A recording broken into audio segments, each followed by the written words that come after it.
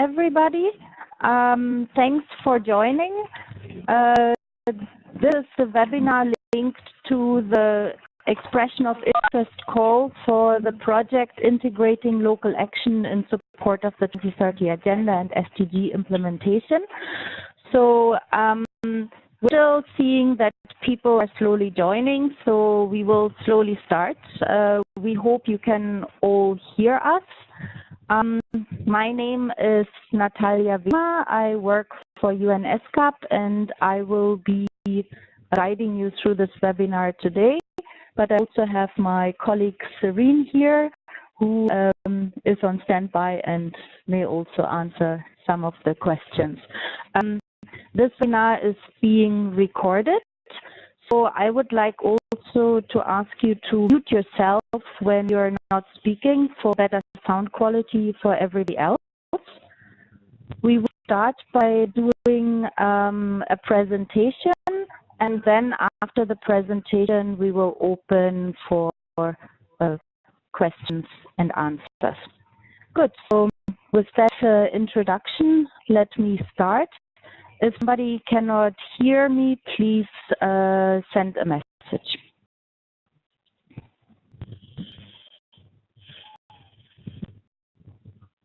So the content of the presentation, because we assume that people have quite a few different backgrounds, so we thought we will give you a very, very brief introduction to what the 2030 Agenda for Sustainable Development and the Sustainable Development Goals actually are.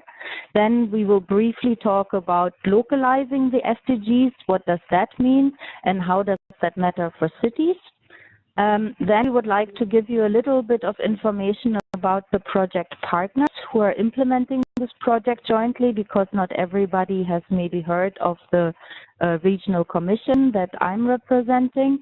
After that, I will speak a little bit about the objectives and the approach of the project, and what we mean by sustainable urban resource management as our substantive focus. We will get into a little bit recapping the expression of interest. So what can the pilot cities expect from the project? What do we expect from pilot cities? And who can apply and how? So the 2030 Agenda for Sustainable Development is basically the comprehensive development agenda, which was signed by nearly all member states of the United Nations in 2015, and it is voluntary and non-binding, but it has measurable goals, and these are the 17 Sustainable Development Goals. And each of these goals has then targets, and each of the targets has indicators. And the 2030 Agenda aims to balance economic, social, and environmental considerations. And governments, when they signed the agenda, pledged that no one will be left behind, and the furthest behind will be supported first. The Sustainable Development Goals, they follow several principles. So firstly, they're universal, so they are being implemented worldwide, be it in Thailand, be it in Zimbabwe, be it in Germany. They're integrated and indivisible, so people are really trying to get out of this silo thinking and to interlink issues and find synergies and take into account possible trade-offs. However, these SDGs are decided on the global level, so each government for itself at the national level has to decide how it will contribute to these global targets by setting its own targets and by incorporating this into the national and local planning processes, policies, and strategies. And, progress that happens at country level then gets reported globally to the UN at a setup called the High Level Political Forum, which happens annually, and there member states present voluntary national reviews, and the UN Secretariat also presents progress reports.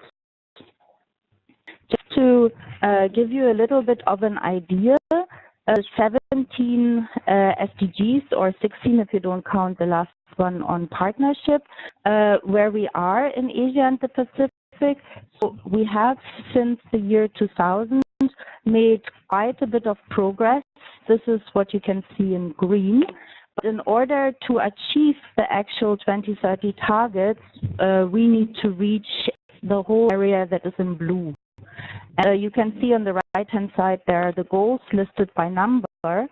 What is also interesting and of particular relevance for our project is that nationwide, some of the targets and goals are actually regressing since 2000. So they're going into the wrong direction, and this you can see with the red arrows. And the worst indicator in that respect is inequality. So inequality in our region is actually rising. Then also SDG 11, which is of particular concern to us, also is regressing, as is the SDG 12 on responsible consumption and production. So you can see, plus the life on land one as well, that these are exactly the areas that the project aims to target to accelerate progress and put it back onto the right track. So what is the link between SDGs and cities? On one hand, as most of you will know, there is the SDG 11, which explicitly acknowledges the importance of cities for sustainable development, and the SDG 11 aims to make cities and human settlements inclusive, safe, resilient, and sustainable. Beyond SDG 11, all SDGs basically have an urban dimension, and the vast majority of them in some way is reliant on implementation at the local level and mostly in cities. So basically, when we speak about the 2030 agenda and the SDGs, we don't just look at SDG 11, we have to look at the whole framework. And this is where the idea of localizing or the terminology of localizing has come in, that we basically have to bring all goals to a city level. So what is localizing? Why is it important? As mentioned already, as right now, the way that the country signed the 2030 agenda, the targets are aspirational for the global level. And this means that at local levels, at the national and at the local level, they have to be decided by the respective authorities and other stakeholders and aligned in a way so that they then collectively contribute to the global agenda. So this actually means that every country cannot just take on the global SDGs, but has to define its own national SDGs and integrate it into its own national planning. But it doesn't stop there. It also has to go down to the local level and basically identify local SDGs. And not only do you have to identify targets, you also have to determine how will you implement this. So what kind of expertise do you need, and not least, what kind of financing needs to be made available to the local level that progress can be made. And of course, you want to measure your progress. So on the one hand, you have to define local baselines, but you also then have to do follow-up and review exercises periodically. And just to point out on the right-hand side, this little graph there, on purpose, we put between the local and national level 2 arrows, because this really has to be a reiterative process, which is both bottom-up and top-down, in order to really stay relevant and demand-driven. So when governments adopted the 2030 agenda, they were very aware that the local level needs to play a central role, and so they pledged to work with local authorities and communities to renew and plan our cities and human settlement, to foster community cohesion and personal security, and to stimulate innovation and employment. And our project wants to also contribute to this pledge. So as already indicated, localizing goes beyond the simple adaptation of global goals. It means taking into account the subnational context, challenges, and opportunities. So it needs to be sensitive to what the local priorities and needs are. And therefore, a very powerful way to do it is to try and co-create solutions with the different stakeholders and really find ways to have meaningful partnerships that go on over the long term.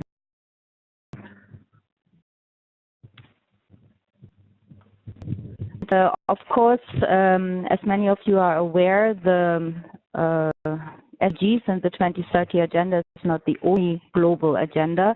There are also a myriad of others that have been signed that have more specific aims. First among them, perhaps for us, is the new urban agenda from the Habitat 3 process, which specifically deals with cities, but then also have the Paris Agreement of 2015 on climate change and the Sendai framework on disaster risk reduction. And in this project, when we speak about localizing, we actually also aim to align with these agendas as they, in the end, contribute to the overall agenda of the SDGs. And just below, as a little taste maybe, you can see the international development frameworks from an urban perspective. So how do all these frameworks link back to cities? This presentation will be made available later, so you can take time and look through that in more detail. So a little bit an overview of SDGs and localizing, and now I would just like to say very briefly a little bit more about our organization, about UNESCAP.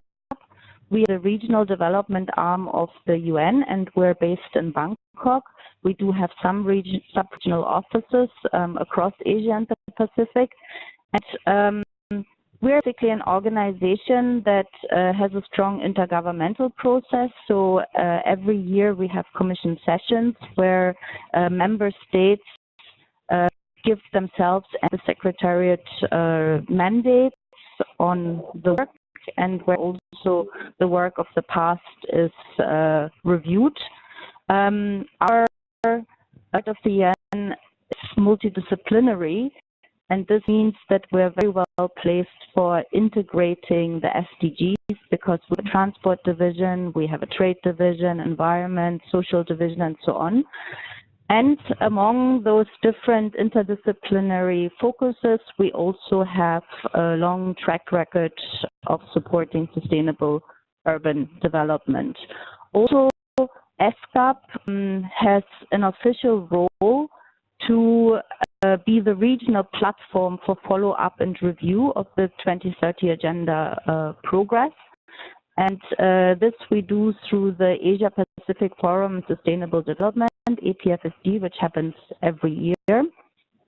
And APFSD also has underlined the key role of cities in attaining the SDGs and the need to align subnational plans and to enhance statistical capacities at all levels in order to progress with the SDGs. So upon holding big conferences, we also do flagship publications, among them regional SDG progress reports and thematic reports, but we also join in or lead publications on urban issues. For example, the State of Asia-Pacific Cities report. The next one will come out in 2019, and we're changing the title to the Future of Asia-Pacific Cities report. So this is also a thing that SCAP does. So SCAP is very strong in analytical products, in convening different stakeholders. And we do undertake regional technical assistance projects, but that is not our main focus. This is more to support processes in member states and to develop proof of concept. But unlike the, for example, regional development banks, we do not finance big infrastructure projects. And other partner is, as many of you know, the United Nations program that on urban issues, and UN Habitat has been the driving force behind the Habitat conferences and new urban agenda. Could I ask people to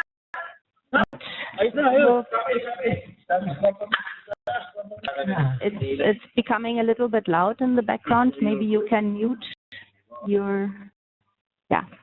And also, as you know, UN Habitat convenes the World Urban Forum.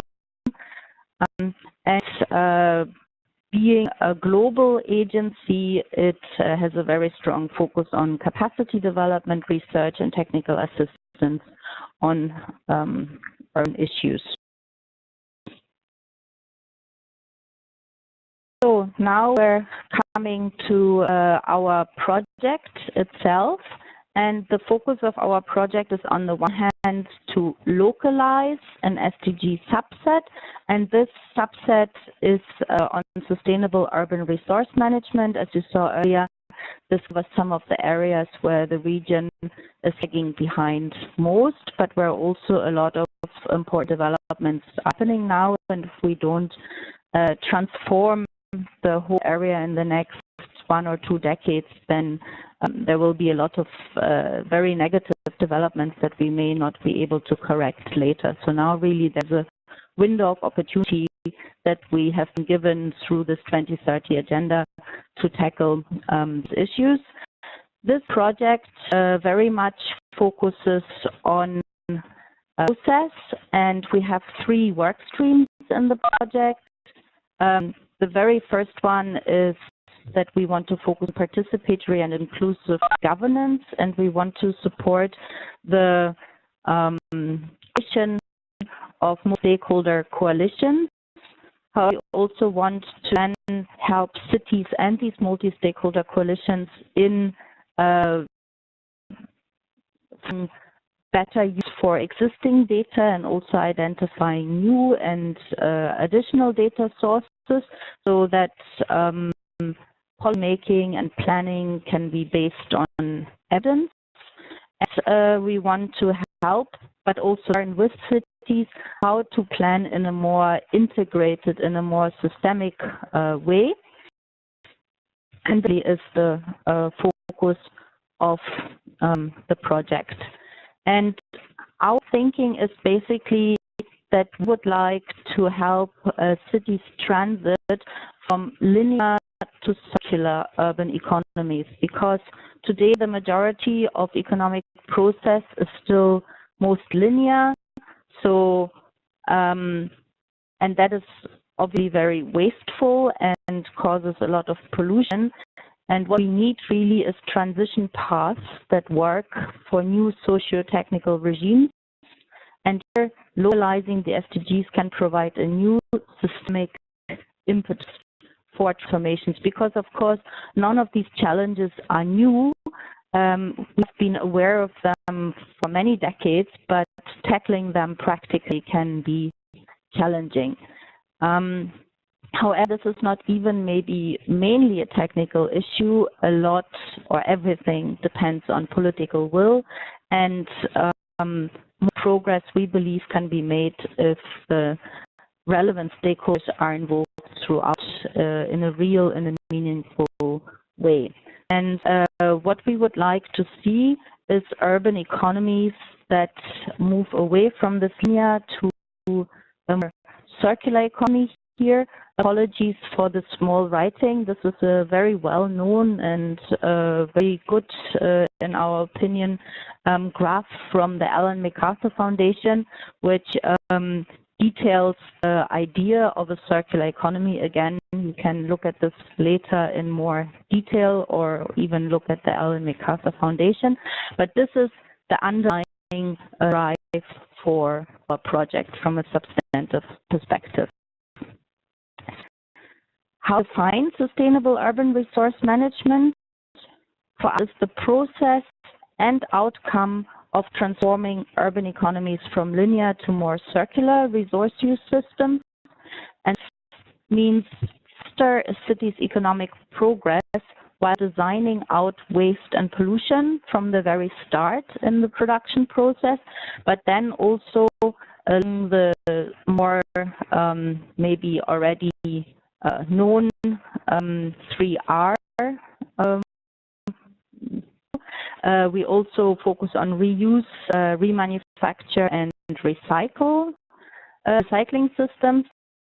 Also, there is a very strong stress on regenerating and not further depleting in an unsustainable way the ecosystems in and around our cities, and to really catalyze and strengthen new local value chains, or since we're going circular value loops. And very importantly, us, and this is why we didn't just call it a circular economy project, but gave it a slightly different name, is the focus on the inclusiveness and equitability. So for us, it is very important to ensure the basic needs of all and that everybody in the local population can thrive. Not surprisingly, perhaps, there are, of course, I mean, this is a very broad area, but certain urban sectors and issues are very closely interlinked with sustainable urban resource management, and we have listed, I would say, many of the main ones here. Of course, people may call them slightly different, or subdivide them in a different way, and of course the additional ones. But this is more or less the kind of sectors or issues that we want to analyze and interlink. Make the link back. Actions to deliver the SDGs basically are for all the SDGs, but for our project in particular, you can look at SDG 6, which deals with access to clean water, with resource efficiency, and with monitoring and reporting on water use. You can also link to SDG 7, which looks at renewables and also at decentralized waste to energy systems and energy efficiency in buildings and transport. Very crucial for our project is SDG 12, with the idea of the circular economy and circular waste management, and resource efficiency, and more broadly sustainable lifestyle. And also we want to highlight the SDG 16 and 17, which are focused on participatory governance and open data. That's about the project. And now the very last few slides. What can pilot cities expect from this project? So we wish to provide technical and financial support to help cities undertake a localization process, which the cities, through the multi-stakeholder coalitions, define themselves. So we're not prescribing anything. We want to help with tools on 3 work streams, and these tools should help to foster, again, as mentioned, participatory governance, the collection, analysis, and dissemination of data, and how to plan and implement in a systems approach. Beyond this technical and financial support for this process, the project would also provide pilot cities with a small grant to implement a pilot activity that would be in line with the jointly developed plan. And we also high emphasis on sharing the city-level project learnings across the region, both through online platforms and at conferences. And in the run-up to this webinar, we have received a lot of interest, and the questions were being asked, and so we decided to put the costs up here. These are very, very indicative. So as you know, there is Tier 1, which means that the UN sponsors this pilot city, and Tier 2, which means that the city self-finances. So for Tier 1, we intend to provide cities with support between 75,000 to 125,000 over the duration of the project. So as you see, this is not to build infrastructure. This really is to support meetings, to do some data research, to do some reporting, dissemination activities, and so on. So really process. And then, of course, we will bring key participants from each city to regional events. And this is why we're quoting slightly different sums for Tier 2 cities, because there, of course, travel to these events would also be borne by the city. So this is just a very rough year, so that we're misleading anybody into thinking that this is a project of millions. But really, what we're hoping is to instigate an interesting process through which then we can also jointly look for further institutionalization and upscaling of successful activities. Fact from pilot cities, on the other hand, really there must be an interest in an issue or a series of issues that are linked to sustainable urban resource management. The city should be open and interested in forming, or if something like that already exists, strengthening multi-stakeholder coalitions and really engaging in a joint process. We expect that participating cities actively participate in the regional events and then also in the local events.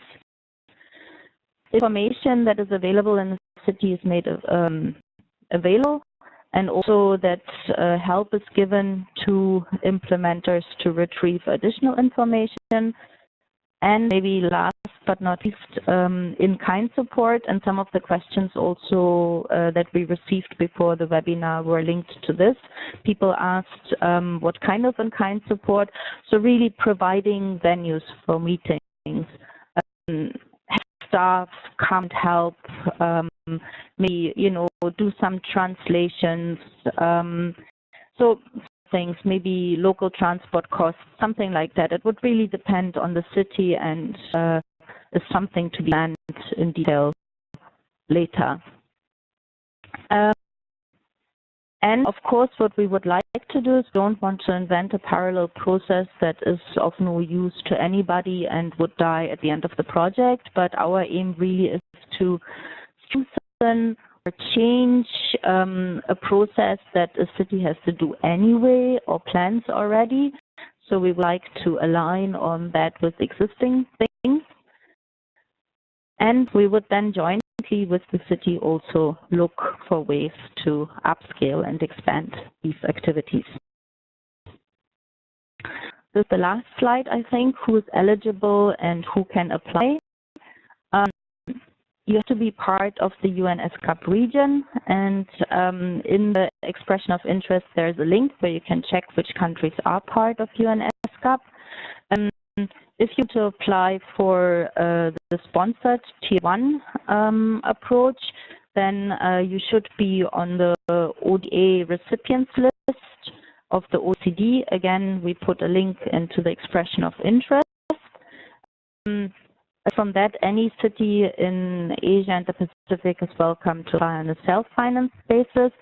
Then we also received quite a lot of questions about what do you mean by secondary city. So we really wanted to focus on the second and third tier cities in each country. So of course in India, these are large cities of several million people. In the Pacific, these would be settlements of, tens of thousands of people or less. And so we said, okay, if a capital city is smaller than 2 million, then we would also be interested in capital cities to apply. But really we want to focus on smaller second tier and third tier cities. Really important is that the local government, even if they're not the main initiator or instigator, has to be behind this project also. and we need an academic institution locally that is willing to take on some of the technical tasks. And we're also looking for a vibrant civil society so that we really can create a multi-stakeholder coalition or support an existing multi-stakeholder coalition. Applications can come either from local governments themselves or any other local organizations. So that can be an NGO or a business foundation or academia. It's really, there is a wide range. If it's not the local government, however, we would like to ask for an endorsement letter from the local government because, as mentioned earlier, really we're looking into integrating into local plans, and they are with the local government, so the local government should be on board and excited about this opportunity. We also were asked about international organizations. Of course, we're very happy if they join an application or multi-stakeholder coalition, but the focus should really be on the local organizations because we really want to empower the cities themselves and create a knowledge hub inside the city so that it doesn't go away once the IO moves on. And there is one other slide, maybe we come back to that later during the Q&A, but we put up the first year of our planned project timeline just to show you how we envisage the project to forward. So, but we can get back to the slide later if you wish. All the learnings and all the information from the projects will be periodically made available on these two websites. So even if you're not a pilot city, then we very much would like to invite you to come and check from time to time what project progress is and what kind of tools we have developed. So this brings me to the end of the presentation and clarifications on the expressions of interest process. And I can already see we have a few questions in the comments side. I didn't look at them now because I was focusing on the presentation, but we'll read them now, and Serene has been paying attention. So I propose we collect a few questions now and then try and answer them to the best of our ability.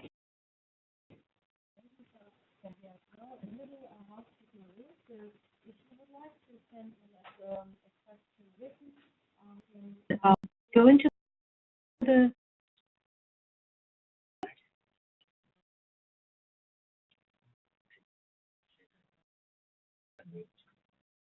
anything.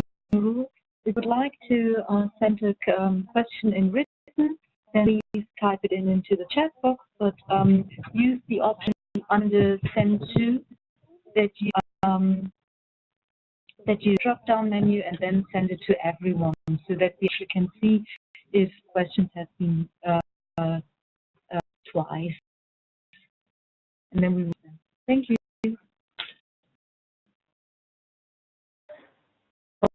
Everybody could hear that we had a moment of confusion whom to mute and whom not to mute.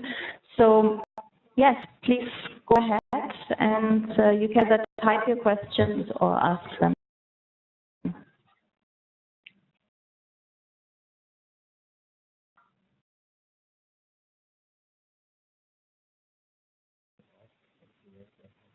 How do you answer?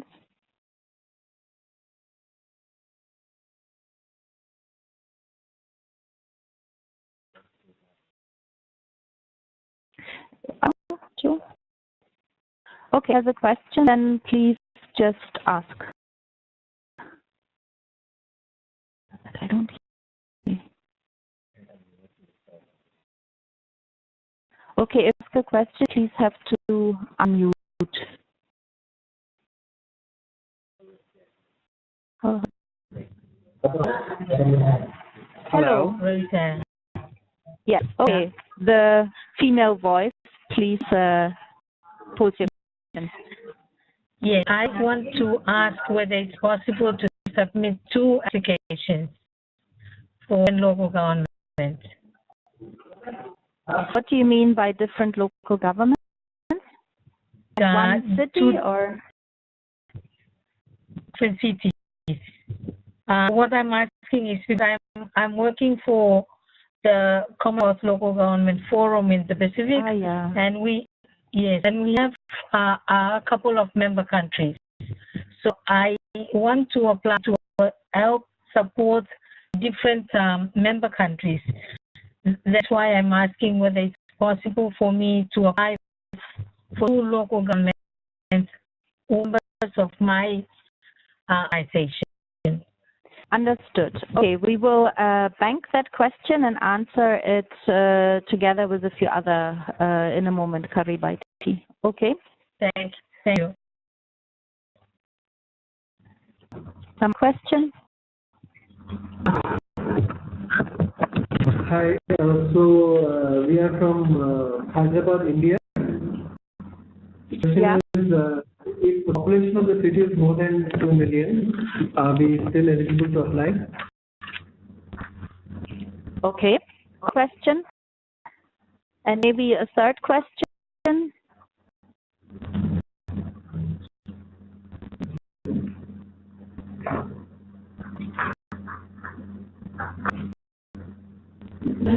Okay. Yes? There's somebody asking?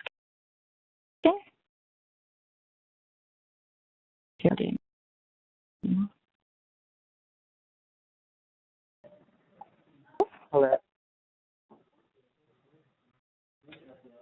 Go ahead, ask the question. I'd just like to ask if there is a replay or a recording of this webinar. Okay. Or are we going to be able to access it? Okay. So let me try answer all the 3 questions and also the questions that we received via chat. So first, Karibaiti. Yes, we encourage as many local governments or locally based organizations from those cities to apply as wish to. So in your case, because you are a regional or sub-regional organization, please encourage as many of your members as have an interest to apply. You would not be the main applicant because you are a regional organization unless you have a local presence, a constant local presence in one of the cities, and you actually also undertake local activities there, right? But you can join a consortium for an application. So for example, if there is a local government that is interested, then you can join into that application as a secondary applicant. Maybe there is an NGO, and we actually very much encourage these joint type of applications.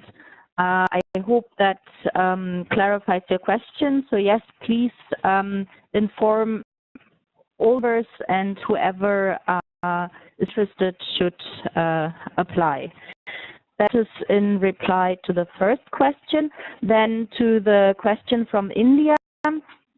Yes, this is what we were a little bit careful with phrasing secondary city. So we said a secondary city within the context of your country.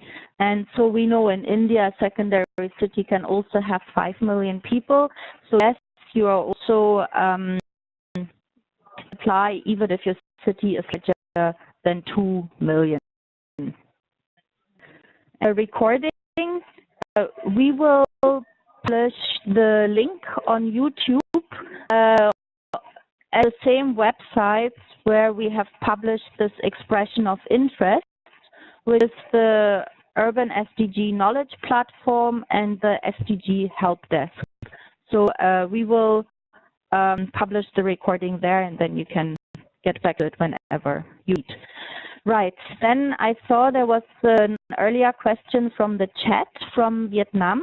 They said that there is very big interest in applications, but because of bureaucracy, it would take them a long time to get the endorsement letters. We understand that problem. We encourage you to apply anyway, and please just in your application email point out to us that you are in the process of getting such an endorsement letter, and maybe if you can give us an indication of when you expect to have it. So as long as we have the main application by the deadline, we will consider you, and we have a little bit of wiggle space to wait a few more weeks for the official endorsement letter. So I hope that answers that question. How much did we have?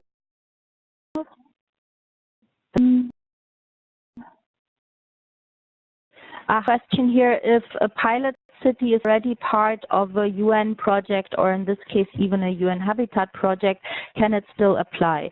Yes. We welcome applications from cities that have ongoing initiatives, including from the UN. And then this project can either be linked with that initiative or it can be a separate endeavor. That would really depend. We very much encourage people to think whether our project can contribute to an ongoing process already. So the short answer is yes. It doesn't disqualify you. In fact, it makes the city even more interesting in a sense, because it shows that the city is active and able to undertake processes. It has to come, though, still from a local player. It cannot come from the UN itself, the application.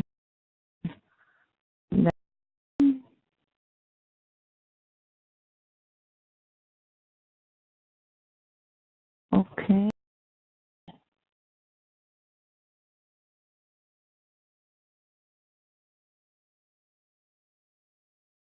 I see, translation purposes. Yes, Sarah. If you send us an email, we will send you an unlocked version of the application form. We just froze it so that you know, we don't have too much of a mess in the document later, but of course we understand your issues. So yes, please send us an email and we will send you an unlocked version. Okay, we take more questions if there are from people listening.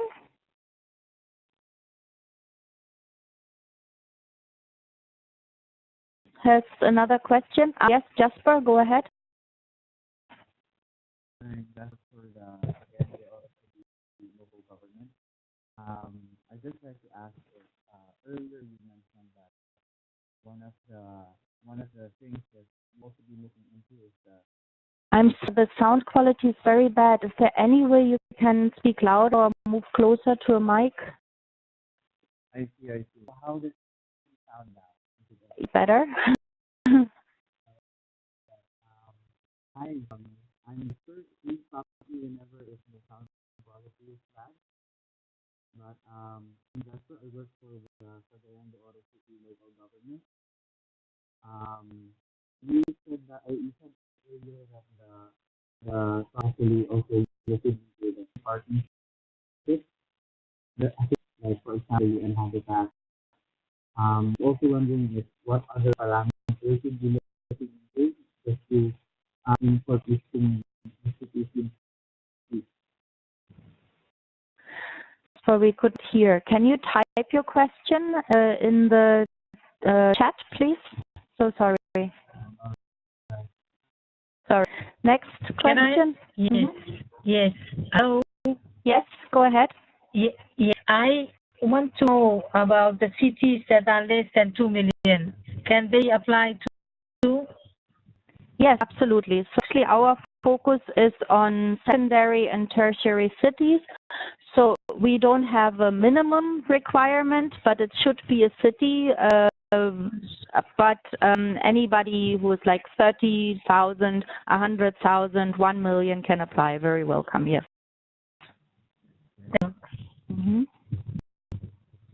Okay. Next. Hello. Yes. Hello. Yes, I am from Ormoc City, and it's from the Philippines. My question is with regards to the document that you sent, especially the questionnaire. There is a part there that has some items saying we have to choose the two most important. Um, Basically, we have to choose two, and then there we have to only answer those annexes from the two sectors. Is that right? Correct. I'll answer every question individually. The questions are very, how to say, focused, so that seems to be a good way to do it. So, exactly. So you first tick which two are, in your view, the priority ones, and then you only answer those in the annex. If you want, you can answer others too. Also, just because you fill out those two, it doesn't necessarily mean that your application or the project could ensue from it later necessarily only can focus on these two areas. No, this is just for us to get an idea about what you feel the priority in your city is. And of course, from a practicality viewpoint, especially if you're not the local government, you wouldn't know what's going on in every sector. So not to unnecessarily burden the questionnaire, which is already very long, we thought, okay, if people can give us the two priority areas, that gives us a good indication. But as we said, one of the work streams under the project is to look at things integrated. So in any way, during the process, we would bring in further issues and sectors as people identify them in the process. Just a follow-up question. Yeah. We know, or maybe know, how many applications will you be choosing for a pilot city?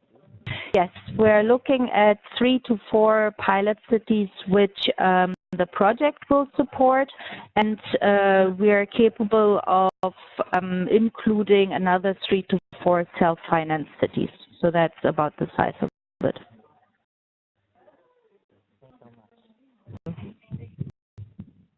Okay, next questions? Hi. Yes. Yes. Yes, we are from India again, Hyderabad. So, we're a non-profit organization and we work with local government. When we apply for 2 or 3 things, if that is fine? Yes, again, the application should come from the locality in which the pilots would take place.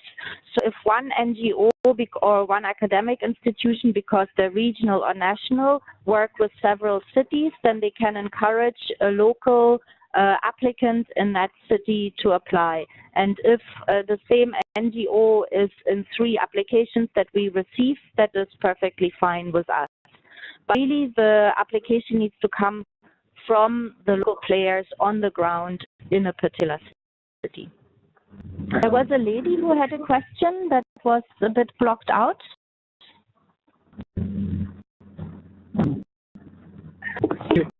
Yes.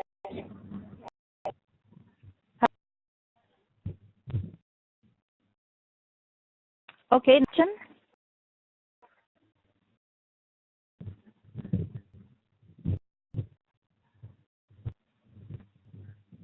Jasper, what happened to your question? I don't think we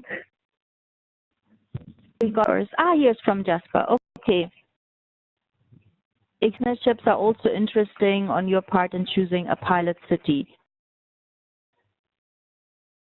Well, and the parameters on which we choose the pilot city. So maybe just to let you know the process, we have a project reference group, which there is, of course, UNESCAP and Habitat, but beyond that, some other UN agencies and also outside partners. Of course, these partners wouldn't make bids themselves, so as to stay neutral, and we would basically look at applications can you mute their microphone? There's talk in the back. Okay. So, where was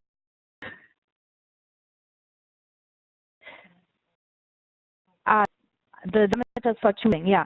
So basically, this is not mathematics. This is a very qualitative process. So there isn't like one criteria for which we kind of give a weighting or something. So it's an overall impression of the application. The criteria that we have, we listed in the expression of interest. So if you fulfill the eligibility criteria, and then if the rest of your application sounds interesting and challenging, you have an issue, and we can feel from the application that there really is an interest locally to solve that issue, then we would consider you. And as I wanted to say with this reference group, so this is kind of a decision funding by committee, so it's not just one person making a decision, and we hope that this way we will be a bit more objective. Yeah, I hope that answers your question.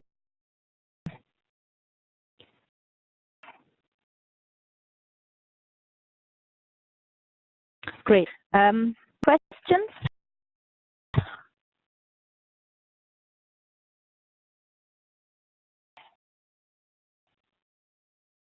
Earlier that had a question that Hello? Yes, Paella, yeah? Yeah. Okay, sure. Actually, I think my question is already answered, but I just want to recommend. Actually, I'm from ITB Indonesia, and we work for this in Indonesia. So if we want to apply for this, so we have to make a joint consortium. City or with a local NGO or academic institution in that city, yes. Or cannot be leading this consortium. You are like regional or national, but you have a local presence in the city with which you are applying, where you're also undertaking on an ongoing basis activities, then you can apply. So just because you're a national or regional organization doesn't disqualify you, but you have to be locally based, and you have to show that you do undertake activities in that city. Basically, why did we introduce this kind of rule or requirement is really from the idea that we want to strengthen and support a local knowledge base in a secondary city, because if it's driven from the outside, then often the risk is that it doesn't have ownership locally, and that the knowledge doesn't stay there. So this is why we have this requirement. So again, it's a little bit we have to judge by specific context, but we would encourage you to apply, and then we will make every effort to find out what the specific situation is. Yeah.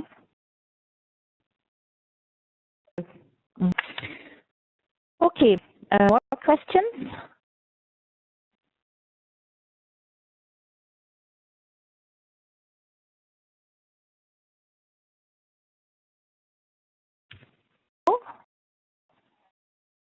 Last question. Yes, go ahead. So I remember you saying about 3 to 4 projects self-financed. Can you detail more about that? What precisely would you like to know? What is self-financing? So like, will the governments or will the applicant will be bearing that, or how UN would be supporting in that, and what role UN would be playing in that, UN Habitat or SCAP? Yeah.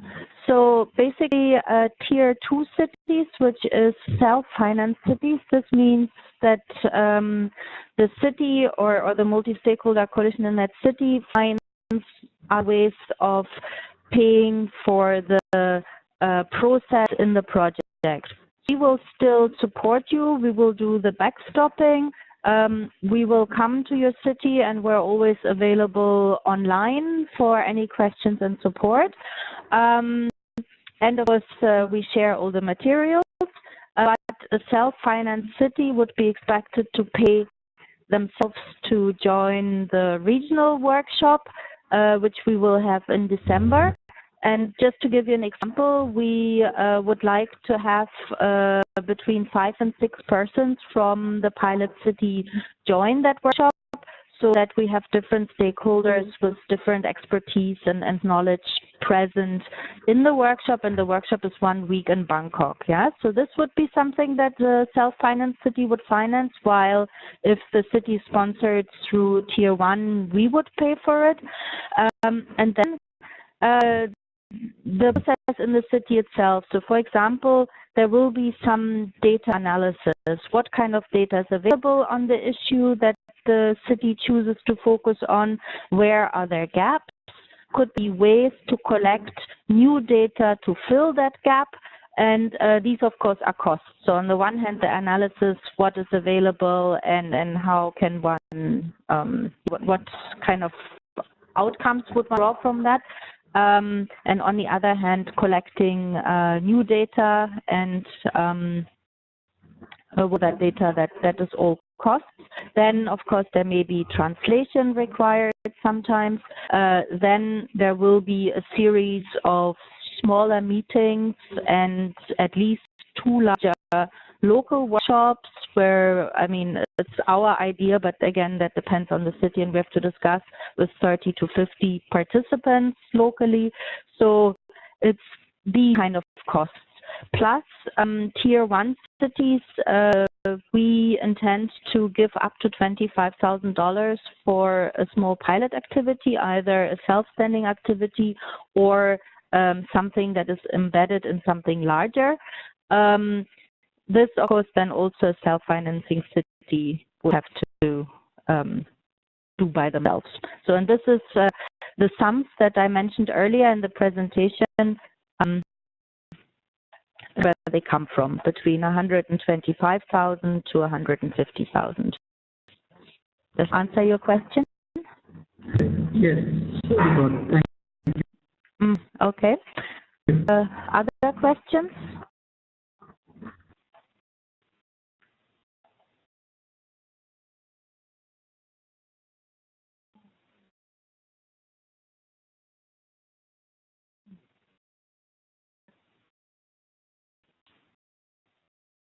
Okay, has any other questions?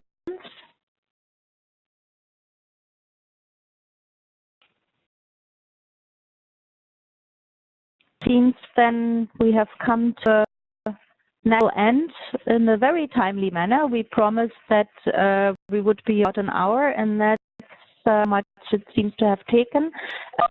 Should you have any further questions, please do not hesitate to write to us. Our emails, Serene's and myself, are in the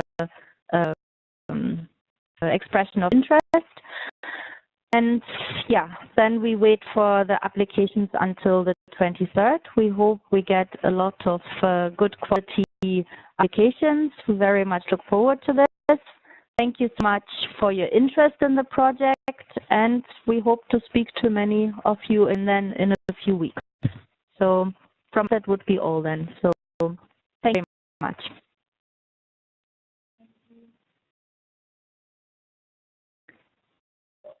Thank you so much. Thank you. Okay. Let's switch it off. Thank you. Bye. Thanks.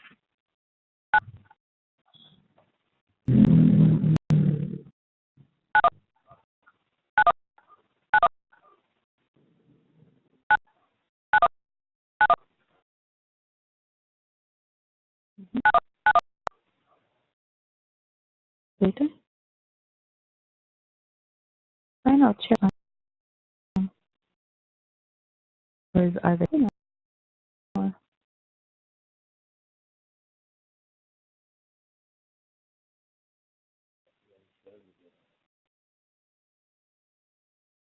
Doesn't matter. So, and if it gives the option, then it must be possible to share, right?